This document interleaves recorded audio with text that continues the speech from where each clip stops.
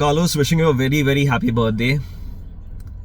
I pray to God today to grant you all that you desire, all that you wish.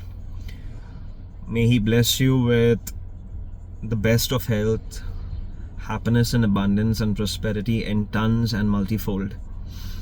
You are indeed a gentle soul, a steadfast leader, a visionary who has always stood by us people, the people of your constituency, and of course the entire Goan folk out there, tirelessly putting in the effort, voicing our challenges, our troubles, our worries, at times even putting forth our troubles over your personal life.